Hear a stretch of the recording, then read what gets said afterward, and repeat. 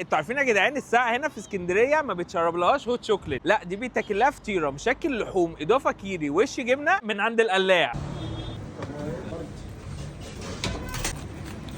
تسلم ايديكم يا جماعه. تسلم، شكرا. ودي بقى اهم لحظه في اليوم بالنسبه لي، دي قله ادب يا جدعان، مش فطيره عاديه يعني. بص بص بص المنظر من القلب عامل ازاي. دي يا جدعان كميه حشو مش طبيعيه، دي يا جدعان فطيره مش هتلاقيها في المنيو بتاع القلاع.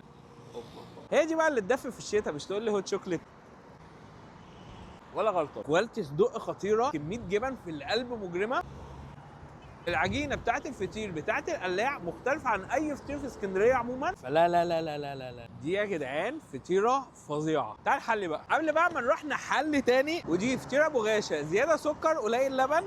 هي اصلا بيبقى مسقيها كميه سمنه بلدي مش طبيعيه. بتاع دي القطمه واحده منها تاخدها وتطلع على المستشفى هتقيس الكوليسترول في الدم بتاعك. بس انتوا اصلا عارفين احلى حاجه في الجو ده بالذات ان احنا ناكل جيلاتي، بس مش ايس كريم، لا جيلاتي من عند نظامي.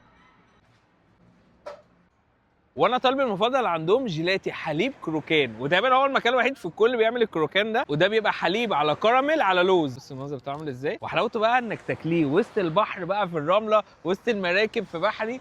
بصي ده كيف تاني بالنسبه لي. مش تقول لي هوت شوكليت، متعه من عالم اخر، تحفه اقسم بالله. كفايه كده عليكم المره دي، استنوا الجزء الثاني.